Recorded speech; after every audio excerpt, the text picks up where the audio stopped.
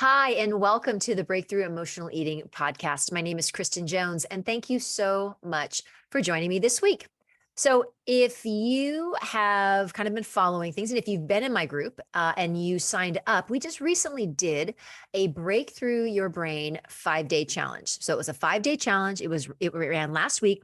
Had a separate Facebook group that the challenge occurred in, and there were every day there was a different lesson. There was a different aspect of emotional eating that I wanted to present and give people just a little bit of kind of an overview of the things that you can look at and the areas that I think are really important to address in emotional eating. And it's just a really it was a way to get people started, giving people some tools and some strategies. And there's a lot. It's in no way saying that 5-day challenge was like the answer to everything. Not even close. It was just, again, just scratching the surface. But I felt that for those people, we have a lot of new people coming into the group and a lot of people who are really interested in really taking an active role in addressing their emotional eating and really trying to understand why they do it and what they can do immediately to start making changes. So I felt that it was really, really important to kind of recap what we talked about in the challenge, and to also let you know that today is the last day. I have a membership group. It's called the Breakthrough Membership, and we address emotional eating in that membership. It's a paid membership. The price for the membership is $49 a month. Today is the last day you can join, and we are not opening again until 2023. So it's a closed membership, meaning that it will not be opening again until 2023.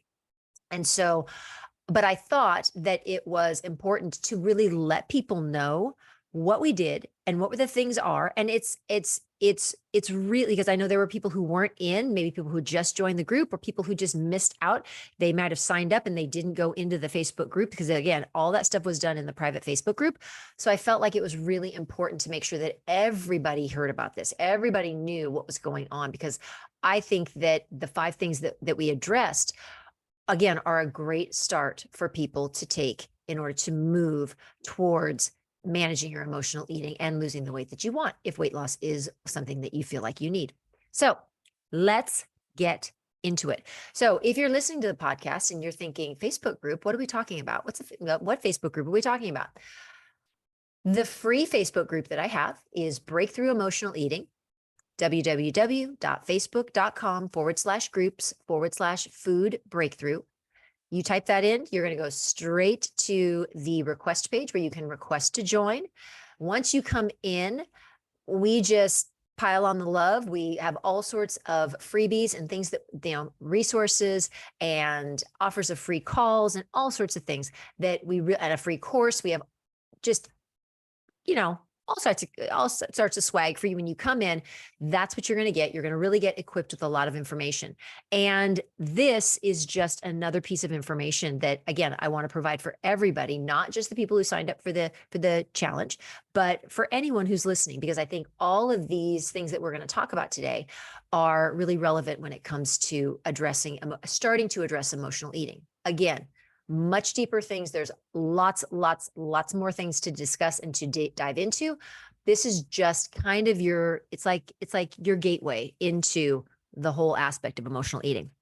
So again, we did 5 days of this. So we're going to start off with day number 1. So the first thing we addressed on last Monday was we addressed the issue of negative thought patterns and how most of us, actually, I don't think there's anyone walking upright on the earth that does not have negative thoughts that run through their head. And in fact, I know it for a fact because we as human beings, our brain is created and formed in order to have negative thoughts or give us the worst case scenarios, because it wants to prepare us. It wants to make sure that we're going to stay safe. So it always is going to give us the doom and gloom, the worst case scenario of anything that could possibly happen. Those negative thoughts, though, are not always accurate. In fact, they're most likely not accurate. And the number and the frequency at which they happen can absolutely be reversed and it can greatly be changed. Why is that important when it comes to emotional eating? Well, it's important, and we talk about that on day 2, but it's important because with emotional eaters, when we're not happy, what do? We turn to food. We don't like how we're feeling. We have uncomfortable feelings. We turn to food. And most often, those uncomfortable feelings, or they always come from our thoughts. And our thoughts are created by us, by our brain, and then we kind of go along with them and we believe them. So what I asked the participants of the group to do is to pick one belief that they felt they constantly had that was really derailing them and really holding them back. And it was a negative thought that they were having about themselves. And so right now, I want you to think, what is a negative thought that you have, or a negative phrase that goes through your head, probably pops up when you do something maybe that is incorrect, or that you wish you had done something differently. What's the thought that comes up over and over and over again? And you write that thought down, and then you realize that that thought does not serve your life. It doesn't help you. It doesn't move you forward. And so the one thing you have to know is that all thoughts are optional. Just because our brain gives us a thought doesn't mean that we have to go along with it. It doesn't mean we have to believe it. It doesn't mean we have to buy into it. And it doesn't mean it's true. So I taught that you could then do a rebuttal. And the rebuttal was, no, we don't talk that way about ourselves. That's not true. You say that to yourself, and then you come up with a better, more positive thought, kind of based upon the first thought that you had. So if I'll give you an example. So if the first thought is, oh, you're so stupid, you do that all the time, why do you keep doing that? That thought, a rebuttal to that would be, come on, no, we're not doing that. We don't do that anymore. That's not true. The thought that you could create, which would be the new positive thought, would be, I am an intelligent, capable woman. That's it. Simple as that. I'm an intelligent, capable woman. That could be the new phrase. That's the phrase that anytime that negative thought comes in, it's, no, we don't talk that way about ourselves anymore. I am an intelligent, capable woman. And that becomes what we call an affirmation. It's an affirmation. We are affirming a quality that we already have, or a quality that we aspire to. And we want to reinforce and say that over and over and over again, because one thing about our brain, and this is what people in the challenge learned, was your brain will repeat thoughts that you keep thinking. So if you keep thinking negative thoughts, your brain is going to think that you want to keep thinking those negative thoughts. And so it will continue to give them to you. If you reinforce and value positive things about yourself, you're going to start having more of a pattern where those thoughts become more prevalent and they happen more frequently. Okay. So that was day 1, was really looking and changing those negative thought patterns to positive thought patterns, and to then changing them into an affirmation and creating that affirmation. So that was day number 1. That's, again, really important, because when we don't feel good about ourselves, what do? We turn to food. All right. Second thing that we addressed was the idea of understanding how our brain actually works, and understanding why we have the best of intentions first thing in the morning, and by 4 o'clock in the afternoon, things have gone to hell in a handbasket. And all of a sudden, we're eating cookies and brownies and everything. We've totally forgotten about what we wanted to do 8 hours earlier when we got up in the morning and had vowed that we were going to eat clean and we were going to follow a plan. So it was understanding and recognizing that we have 3 parts of our brain, but the 2 parts of our brain that we talk about are going to be the primal brain and the prefrontal cortex. And we talked about how the primal brain is that little child that wants to be happy right now and will throw a temper tantrum if they're not happy.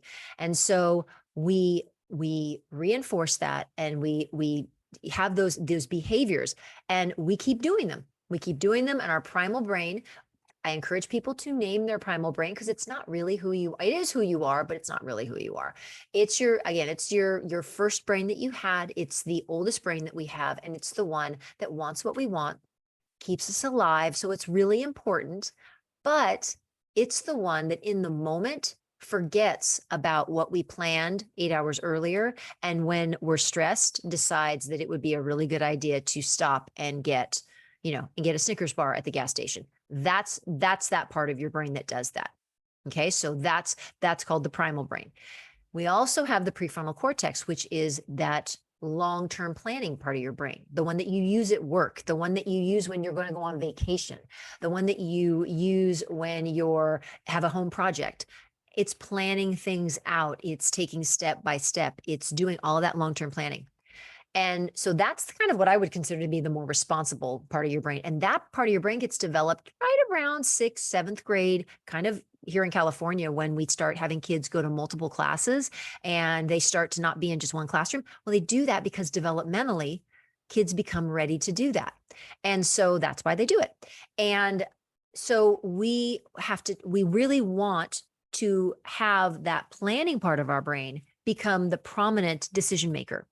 And unfortunately, because I kind of refer to the primal brain as like the party brain, that's the fun brain. Like it's the one that wants you to be happy right now. And who doesn't want to be happy right now? So it's the one that's going to make those decisions that in the moment sound so good, but 5 minutes later, such a bad idea. So we want to start balancing out how much that primal brain is making the decisions, because really primal brain makes the decisions about 90% of the time. And 10% goes to your long-term responsible planning brain in the prefrontal cortex. We want to start evening it out. How do we do that? We plan our meals ahead of time, because that teaches our brain that when we make a decision long-term, that we're going to stick to it. So for the people in the challenge, gave them a meal planner, taught them how to plan their meals ahead of time with foods they love, eating foods that they love, and eating only 3 meals a day with no snacking in between. And that became the focus on day number 2. Again, that meal planning to even out the usage of the prefrontal cortex and the primal brain. So that was day 2. Day number 3 was all about just saying no to dieting.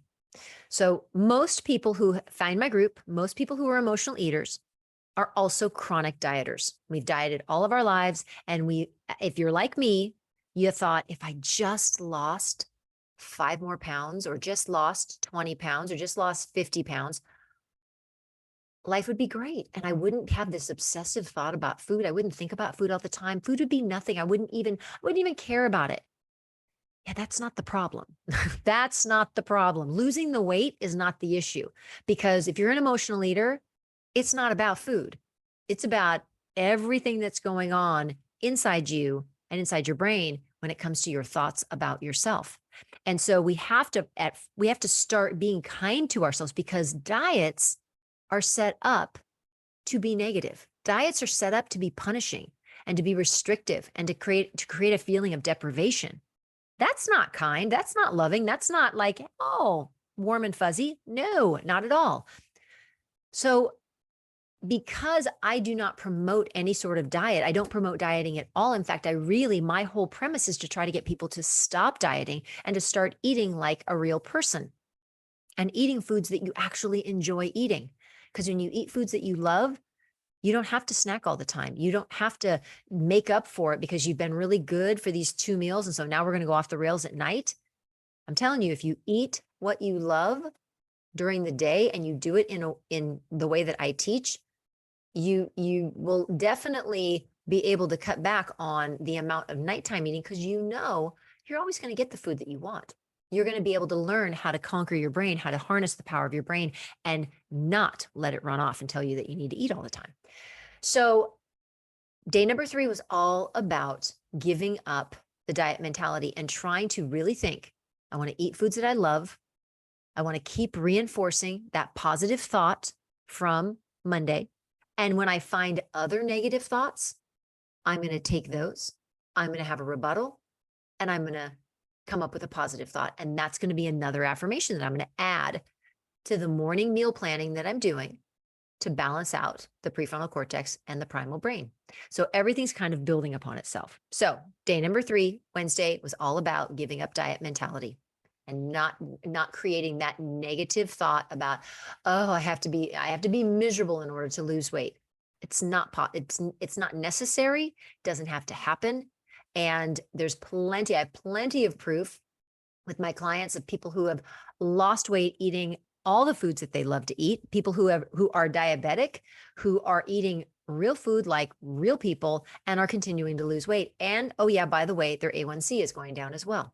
So it's really important that there's like a little pattern. So that's why we do these in order. Day number 4 was all about eating to satisfy. Because if you're going to eat all the foods you love, that for many people, that is so scary because they're so used to dieting. They're so used to being told exactly what to eat that when they're told, like, you can eat anything, like you can eat Cheetos. If you want, you can eat Cheetos. You can eat, anything that you want. You can eat bread, sandwiches, all that kind of stuff. But you have to learn to listen to your body and eat to satisfied because we're eating to fuel our bodies. We are not eating to comfort ourselves anymore. Food is no longer the nice little warm blanket that we put around us when we're sad and scared. That's not food's place.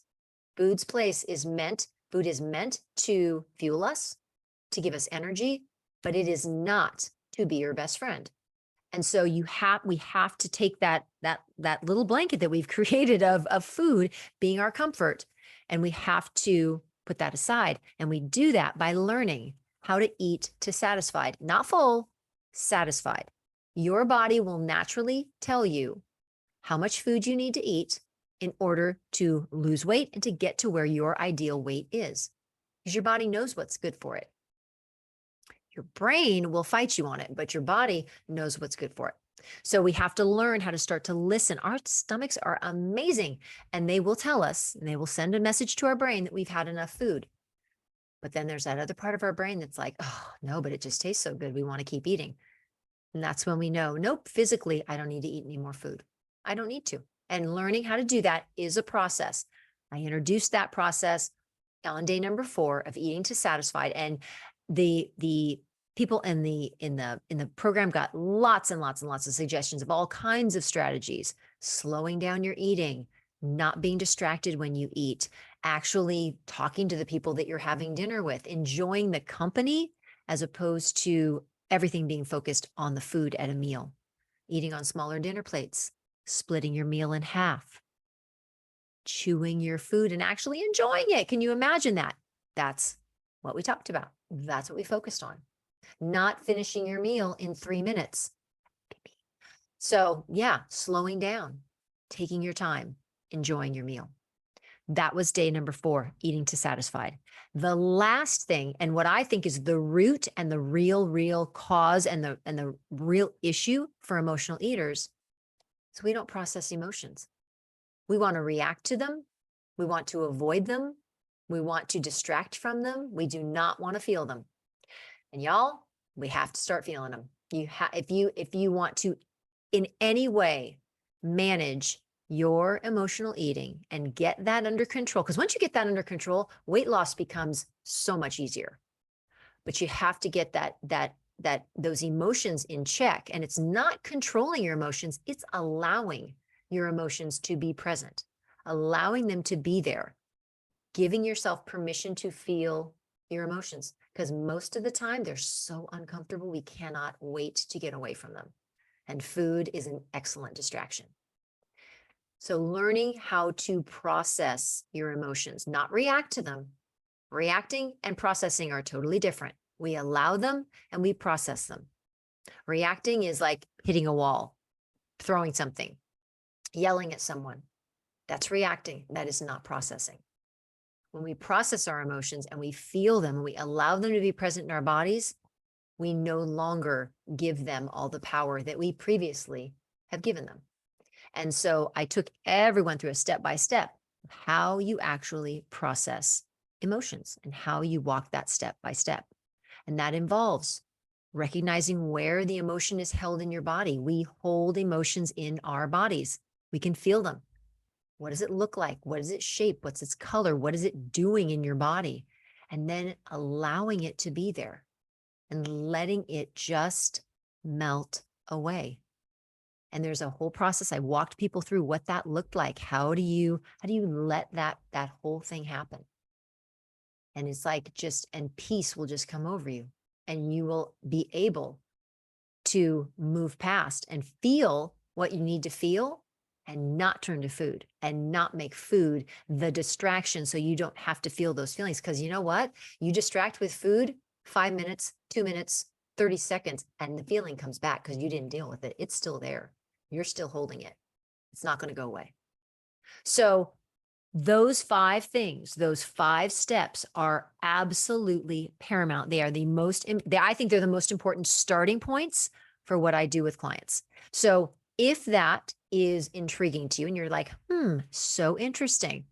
This sounds very interesting. If you are interested in learning more about that in the comments, you absolutely can write down membership, and I will send you some information. The membership does close tonight. So for those people who are listening to this next week, I'm sorry, the membership will not be open until 2023, but now you know it's there. Now you know it exists. You come into the free group, you get all the free swag, you get all the freebies, and you learn more and you work through it. And you listen to the podcast and you get help through there. But for right now, the membership is open, and it's open until tonight at 11:59 p.m. PST time on the West Coast, because that's where I am. So if that's something you're interested in and you need more information, just put membership in the comments.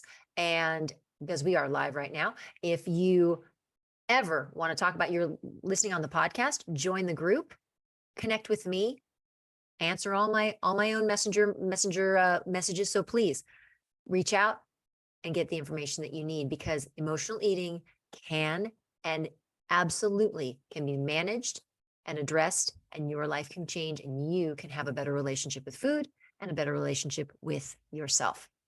All right, y'all, that's what I got for you this week. Thank you so much for joining me. Everyone have an amazing rest of your Thursday and a fabulous weekend, and I will see you all next week. All right, take care.